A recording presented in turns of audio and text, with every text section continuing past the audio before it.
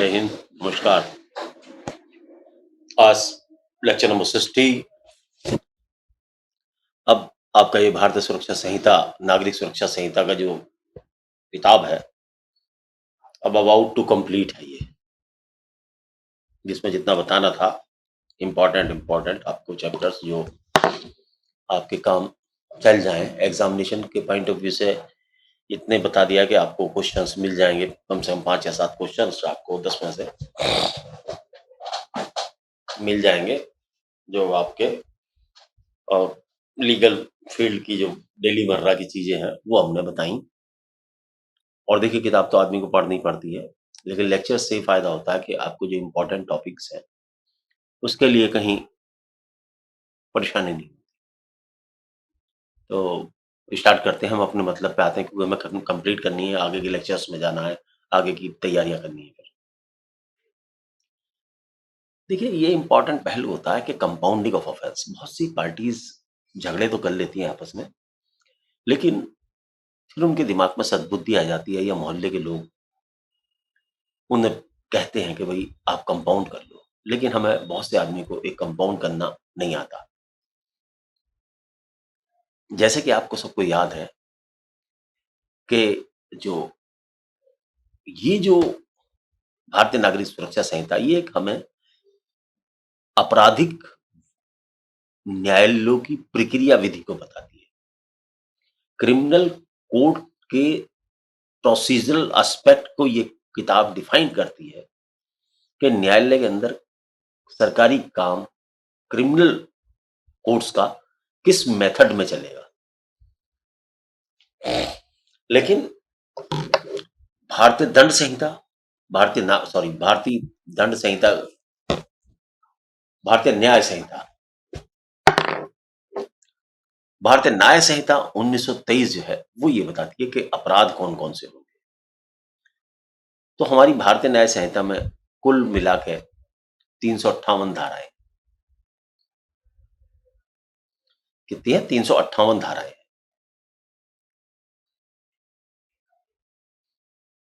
और 358 धाराओं में से 20 या 50 के करीब सेक्शंस तो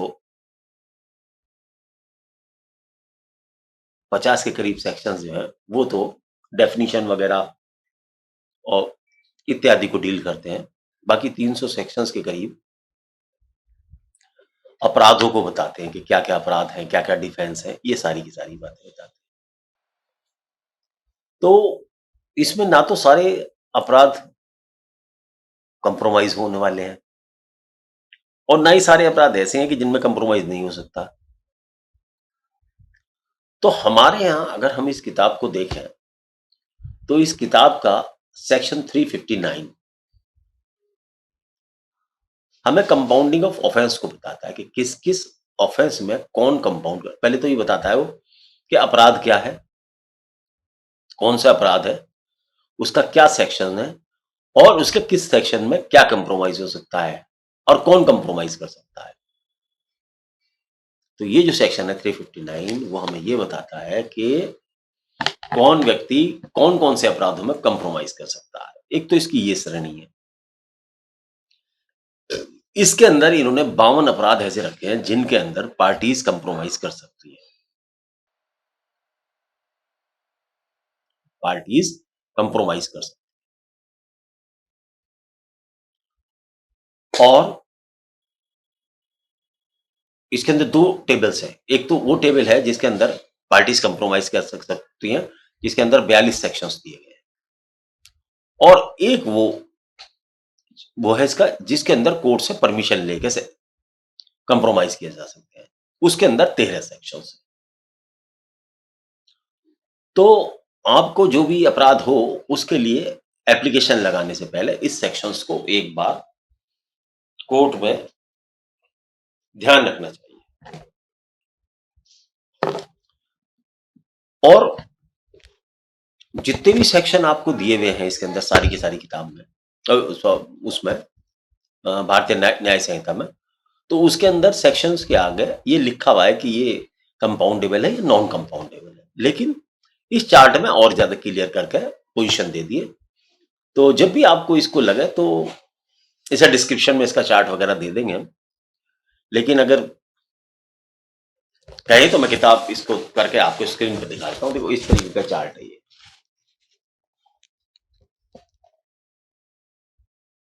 इस तरीके का चार्ट इसमें ये दिखाता है।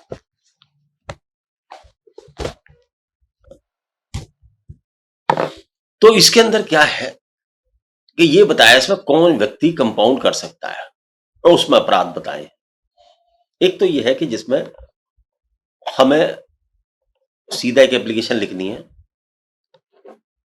उसमें न्यायालय का नाम, किस किस के बीच में मुकदमा, सरकार बनाम, और उसमें अंतर्गत धारा और थाना लिखने के बाद में उसमें सीधा ये डालना है कि application for compromise of the case subject, it is most appropriately submitted that the parties have compromised the matter in this case and has resolved their issues amicably.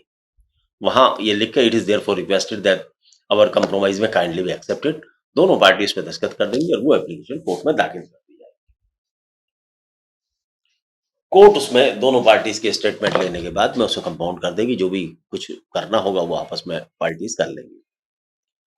तो ये सेक्शंस जिनके अंदर कंपाउंड हो सकता है वो इसमें 42 सेक्शन दिए गए हैं। सेक्शंस आप उसमें देख लें, मैं आपको वैसे बताता हूँ। और इसके अंदर ये भी दिया गया, जैसे मैं से 2-4 उदाहरण देता हूँ। यदि किसी औरत को भगा फुसला कर ले जाया जाता है या रोक लिया जाता है सेक्शन 84 में, तो या तो उसकी महिला उसमें कंप्रोमाइज कर सकती है या उसका पति कर सकता है। अगर किसी व्यक्ति के कोई जो चोट मारी गई है, वॉलंटरी कॉजिंग हर्ट हुई है और सेक्शन 115 सेक्शन 2 लगा है, सब सेक्शन 2 लगा है, तो जिस व्यक्ति को चोट लगी है वो व्यक्ति कंप्रोमाइज कर सकता है। अगर सेक्शन मतलब किसी व्यक्ति को रोक लिया गया है, अवरुद्ध कर लिया गया, 126(2) लगी है, तो वो व्यक्ति जिसे रोका गया वो कर सकता है। यदि किसी व्यक्ति पर असल्ट किया है या यूज ऑफ क्रिमिनल फोर्स हुआ है, तो वो व्यक्ति जिस पर यह हमला हुआ वो ऐसे अपराध को अपने आप एप्लीकेशन देकर कंप्रोमाइज कर सकता है। तो इस तरीके से इस शेड्यूल में 42 सेक्शंस दिए हैं। लेकिन इसके अंदर एक दूसरी टेबल और है, एक टेबल तो यह है, एक टेबल और है। उस टेबल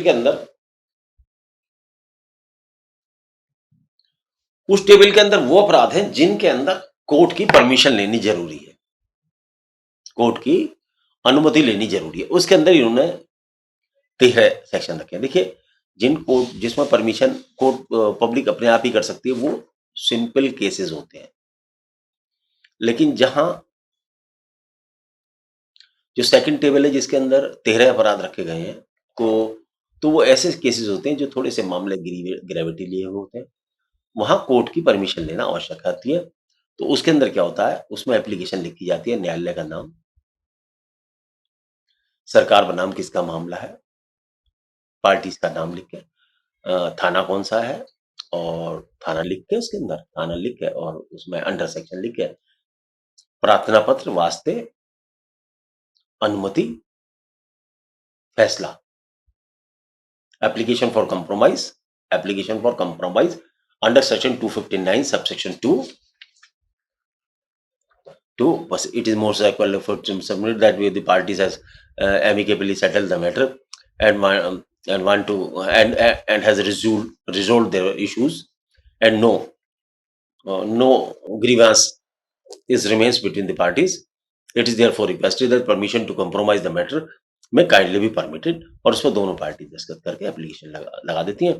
वो कोर्ट जो है अगर उचित समझती है तो अनुमति दे देती है, नहीं देती तो फिर कोई कंप्रोमाइज नहीं होता।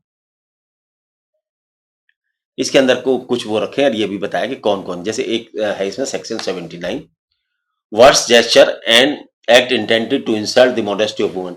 अगर किसी औरत की मॉडेस्टी भंग करने का कोई केस दर्ज किया जाता है तो उसके अंदर कंप्रोमाइज होता नहीं है, लेकिन अगर कोर्ट से परमिशन दे देती है तो वो महिला जिसका अनादर किया गया है वो कंप्रोमाइज कर सकती है। दूसरा उदाहरण है, अगर किसी स्त्री या पुरुष ने अपनी पति के जीवन काल में या पत्नी के जीवन काल में दूसरी शादी कर ली है तो वो व्यक्ति ऐसे केसेस को कंप्रोमाइज कर सकता है जिन्होंने ऐसा अपराध किया है, या जिनके साथ ऐसा अपराध किया गया है, जिनके साथ ऐसा अपराध किया गया है।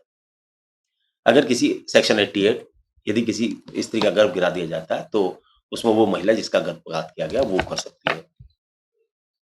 अगर किसी व्यक्ति को घोर चोट मारी गई है, सेक्शन 117(2) में, सेक्शन 117(2) में अगर घोर चोट मारी गई है, तो वह व्यक्ति जिसको चोट लगी है वो कंप्रोमाइज कर सकता है। तो इसी तरीके से इसके अंदर 13 सेक्शंस दिए गए हैं, कौन कौन से, वो जो आवश्यकता हो वो देख के आप जो है उसकी एप्लीकेशन आप लगा सकते हैं। बाकी है कि जो सेक्शन नॉन कंपाउंडेबल दिए गए हैं, जो सेक्शन नॉन कंपाउंडेबल दिए गए हैं, एक और चार्जशीट, एक सीट है कॉग्निजेबल नॉन कॉग्निजेबल, इसमें तो खैर नहीं बताया गया। तो जो नॉन कॉग्निजेबल है, बाकी सेक्शन ये समझिए कि आप नॉन कंपाउंडेबल है, बाकी सेक्शन जो है वो नॉन कंपाउंडेबल है। तो उनके अंदर कोई जो इन दो चार्टों के अंदर जिनको कंपाउंडेबल बनाया गया उन्हीं में कंप्रोमाइज हो सकता है, अन्यथा में कंप्रोमाइज होना मुश्किल।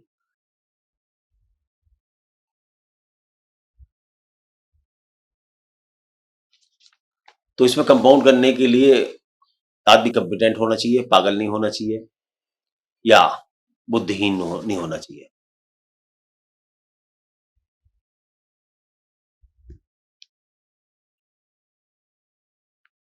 एक और बात आपको यहाँ इसी सेक्शन में जो 259 पे बताई है, तो 360 सेक्शन आपको और बता दिया जाए। बड़ा इंपॉर्टेंट सेक्शन है ये, ध्यान रखें, आपके काम आएगा, क्योंकि बहुत सी पार्टीज आपके पास आएंगी, सर हमारा कंप्रोमाइज करा दो। तो वहां आपको एक एप्लीकेशन सिंपल सी जो मैंने बताई है, एक टाइप करा के कंप्रोमाइज एप्लीकेशन, दोनों पार्टीज के दस्तखत, या एक अलग फैसला बनवा के एक एप्लीकेशन लगा के साथ में फैसला बना के दोनों पार्टीज के दस्तखत, क्योंकि सर हमारा पक्ष, हम इस केस में पक्षकार हैं और हमारा आपसी में फैसला हो गया है और हम जो है ये फैसला करना चाहते हैं, हमारे फैसले की टर्म्स एंड कंडीशन जो है वो ये है, वो लिख के दस्तखत करा के दाखिल कर सकते हैं उसको, और नहीं तो अनुमति लेके तब दाखिल कर सकते हैं। दोनों प्रोविजंस आपके सामने, ये मैंने आपको बता दी। ये एप्लीकेशन सिंपल सी एप्लीकेशन जाती है, इसमें कुछ नहीं होता, सिंपल एप्लीकेशन है कि श्रीमान जी हमारा कंप्रोमाइज हो गया, हमें फैसला करना है, अनुमति दीजिए, एप्लीकेशन दीजिए, कोर्ट ऑर्डर करेगी और कंप्रोमाइज करके आपको घर जाने देगी। एक होता है कि कई बार केस वापस लिए जाते हैं, विड्रॉवल ऑफ केसेस, जैसे ही आपके केस दर्ज होते हैं, एफआईआर वगैरह दर्ज होती हैं, तो ये केस भी कई बार वापस लिए जाते हैं, लेकिन इनके वापस लेने की एक प्रक्रिया है। ये सेक्शन जो है पब्लिक प्रोसिक्यूटर्स के मतलब का होता है, और या जो जुडिशियल ऑफिसर्स है उसके लिए मतलब है। ये सेक्शन क्या कहता है, जरा सुन लें। किसी मामले का अंग्रेजी, किसी मामले का इंचार्ज पब्लिक प्रोसिक्यूटर या असिस्टेंट पब्लिक प्रोसिक्यूटर निर्णय सुनाए जाने से पूर्व किसी समय किसी व्यक्ति के अभियोजन को या तो साधारणतः या उन अपराधों में से किसी एक या अधिक के बारे में जिनके लिए उस व्यक्ति का विचारण किया जाए, न्यायालय की सम्मति से केस को वापस ले सकता है। ऐसे वापस लिए जाने पर यदि यह आरोप विरचित किए जाने से पहले किया जाए तो अभियुक्त ऐसे अपराधों के बारे में उन्मोचित कर दिया जाएगा। यदि मान लो चार्ज लगने से पहले ऐसे केस वापस लेता है सरकारी वकील, तो उसे डिस्चार्ज समझा जाएगा, और यदि चार्ज लगने के बाद लिया जाता है, अगर चार्ज लगने के बाद लिया जाता है तो उसे डिस्चार्ज कर दिया जाएगा, और यदि चार्ज लगने के बाद चार्ज लगने से पहले लिया जाता है तो उसे डिस्चार्ज माना जाएगा, और चार्ज लगने के बाद लिया जाता है तो उसे एक्विटल माना जाएगा।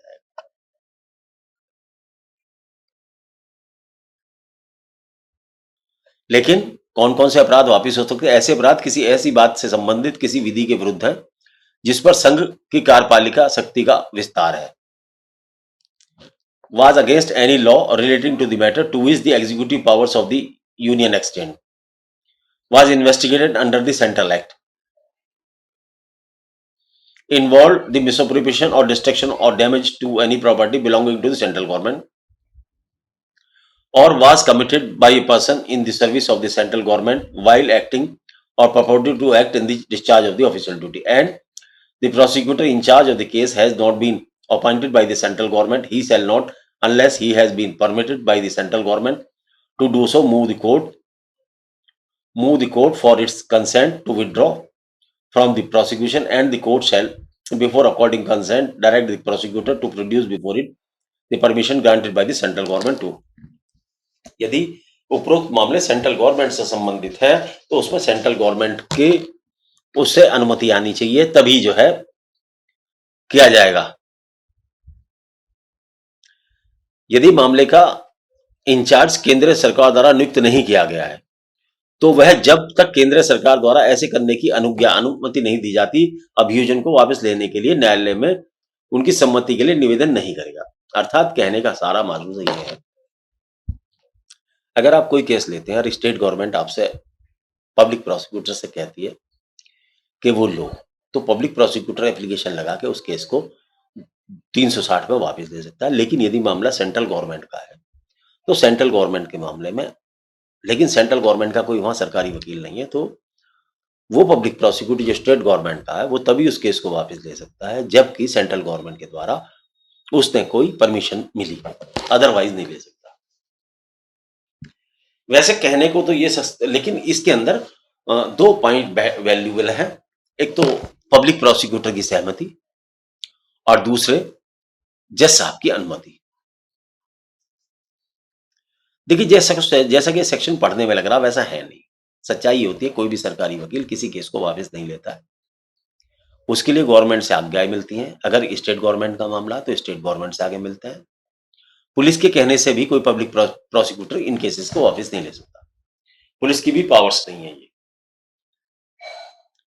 इसकी जो पावर्स हैं वो केवल स्टेट गवर्नमेंट के अंदर वेस्टेड है। यदि स्टेट गवर्नमेंट किसी केस को वापस लेने के लिए कहती है तो पब्लिक प्रोसिक्यूटर उसके लिए एप्लीकेशन मूव कर देता है, कोर्ट उसे सुनने के बाद में उस केस को वापस कर देता है।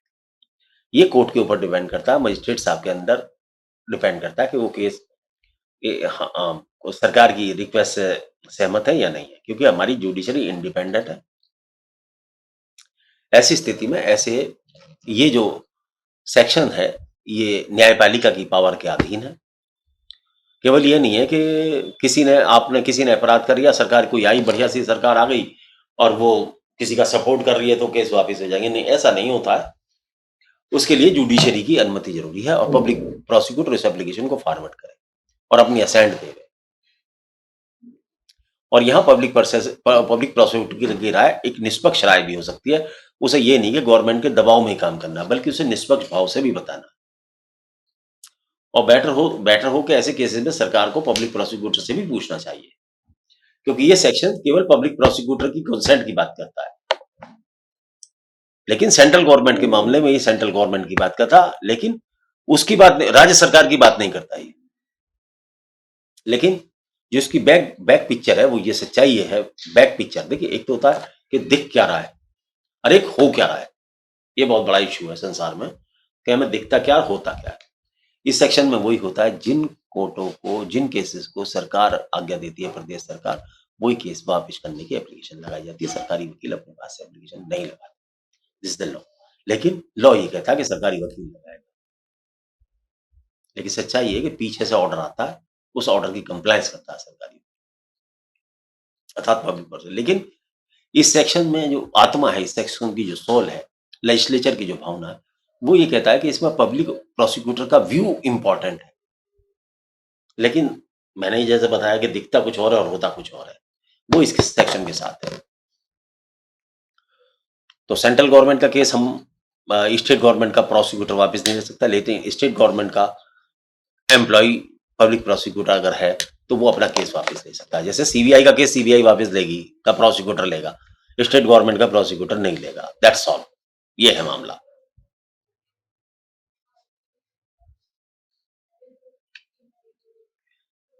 लेकिन यदि कोई न्यायालय को ऐसा प्रतीत होता है कि केस को वापस लेने से पहले पीड़ित को सुन लेना चाहिए, केस वापसी की परमिशन देने से पहले विक्टिम, देखिए विक्टिम भी है ना इसमें, विक्टिम को सुनना चाहिए, तो विक्टिम को सुनने का प्रोविजन बता दिया। सुने जरा, इंपॉर्टेंट है भी।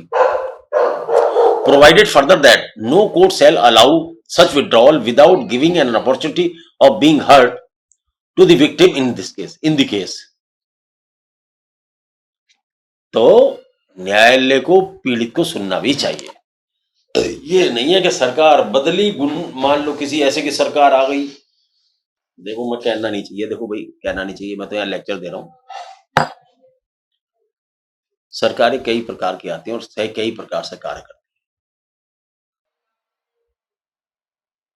वैसे तो अच्छी भी आती हैं, लेकिन आपने देखा हो कुछ सरकारों पर आरोप लगता है कि गुंडे और माफियों की सरकार है, कुछ पे लगता है राष्ट्रवादियों की सरकार है, कुछ पे लगता है धार्मिक कट्टरपंथियों की सरकार है। देखा ना, सुना होगा आपने से। तो इस तरीके की सरकार आती है क्योंकि जो पॉलिटिकल आदमी होते हैं उनके अपने अपने प्रोग्राम्स हैं, अपनी अपनी थिंकिंग है, लेकिन न्यायपालिका की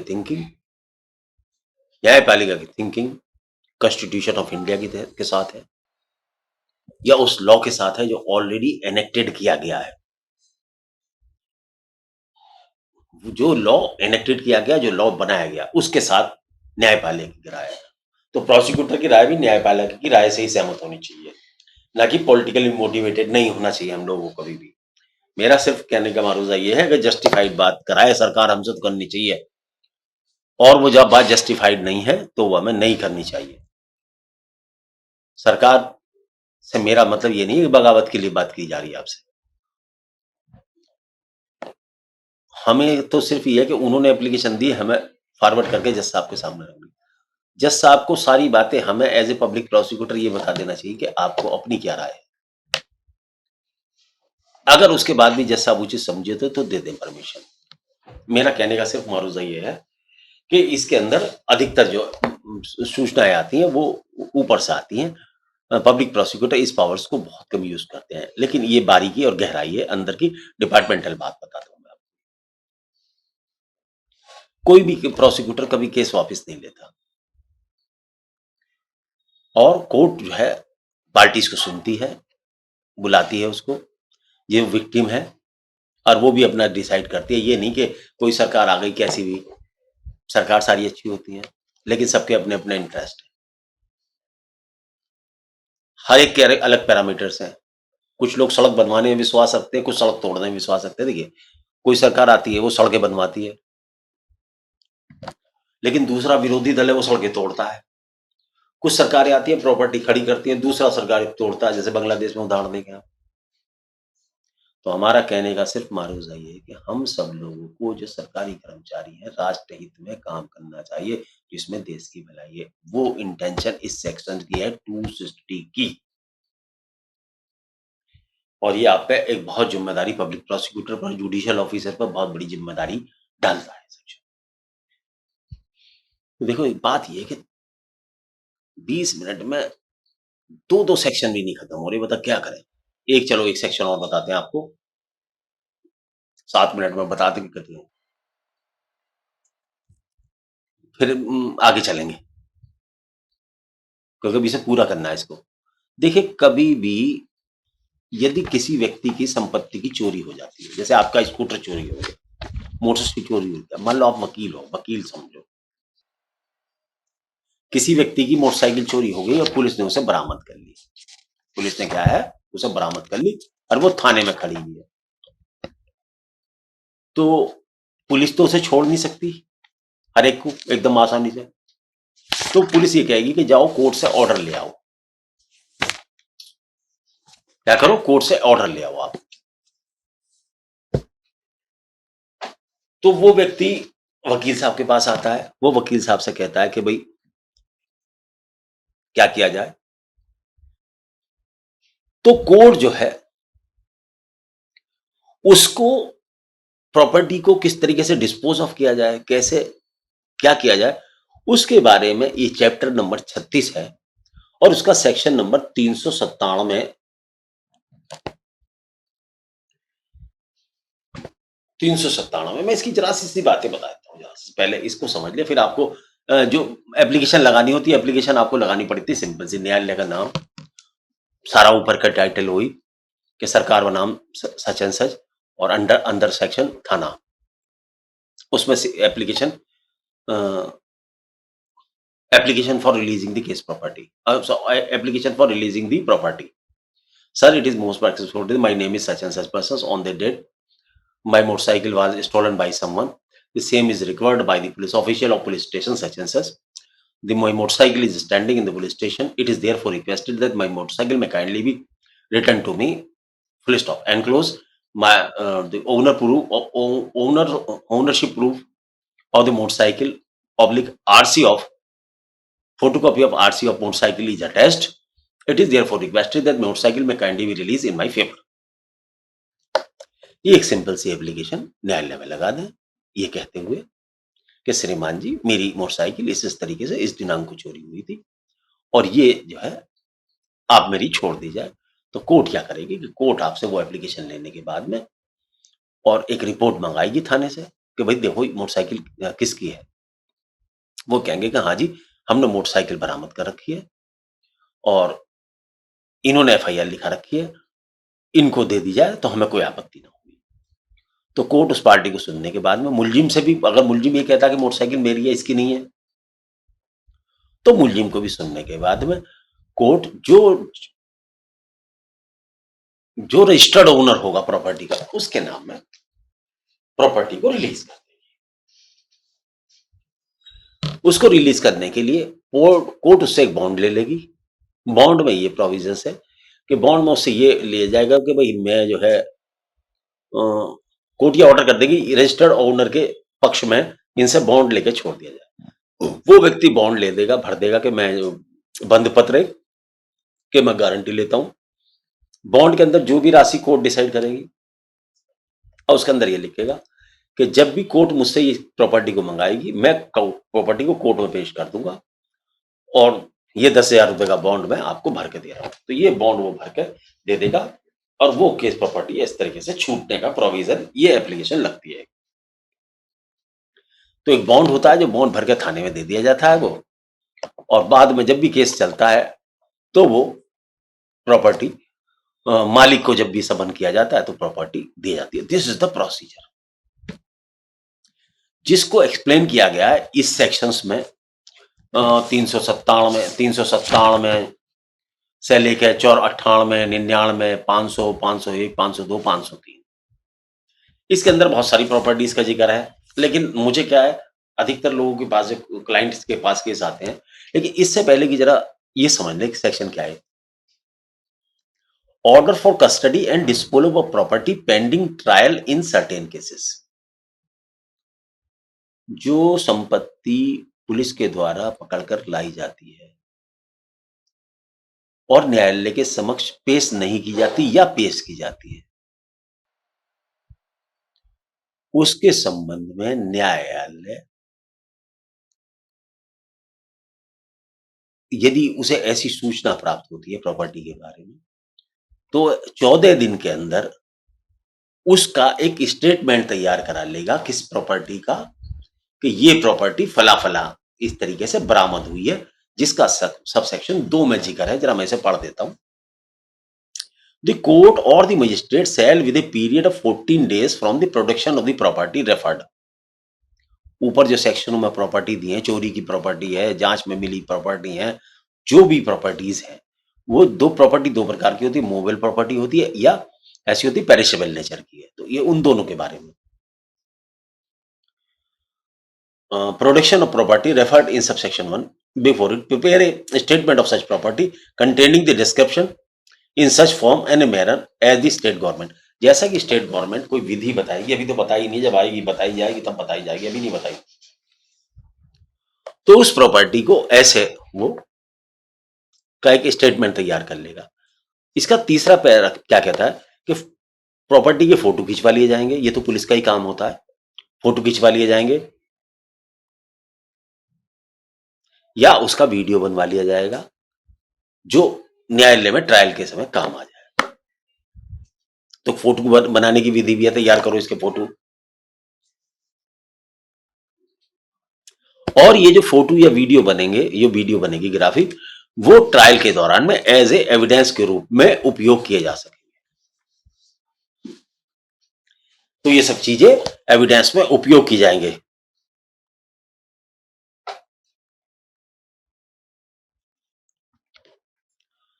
अच्छा, आगे क्या कहता है, द कोर्ट और the magistrate shall within a period of 30 days after the statement has been prepare.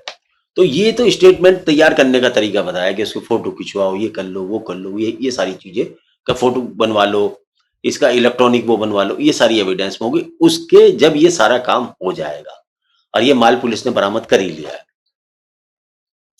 तब कोर्ट 30 दिन के अंदर उस प्रॉपर्टी को order order the disposal, destruction, confiscation or delivery of the property in the manner specified hereinafter। तो 30 दिन के अंदर उस मामले प्रॉपर्टी को या तो निपटा देगी, खत्म कर देगी, या किसी को दे देगी, या जिसको उचित समझे बॉन्ड लेकर दे देगी, जैसा मैंने आपको बताया, जैसा कि मैंने आपको बताया, जैसा कि आपको मैंने बताया। तो ये 3 सेक्शंस आज मैं बता पाया हूं, और अगले चैप्टर में मैं आपको ये बताऊंगा कि अब मिसलेनियस बताऊंगा। सारे के चैप्टर्स अधिकतर सेक्शंस खत्म हो गए जो मतलब के हैं। तो यही इसी तरीके का प्रोविजंस जो है इसमें, यदि इसी के अंदर और भी प्रोविजंस है जिसमें जो है प्रॉपर्टी जो है ट्रायल के दौरान वहां रहती है, कोर्ट के अंदर रहती है, और जब मुकदमा निमट जाता है तो उसमें मुकदमा निमटने के बाद का भी उसे रिलीज करने के प्रोविजंस जो है वो अलग है, ट्रायल के अलग है, लेकिन है सिमिलर सारे के सारे। तो चलो अगले टॉपिक में थोड़ा सा देखेंगे और थोड़ा सा बताएंगे इसके बारे में, और थोड़ा सा बता देंगे प्रॉपर्टी का, आपकी नॉलेज में के लिए बढ़िया रहेगा। चलिए ठीक है, ओके है, नमस्ते।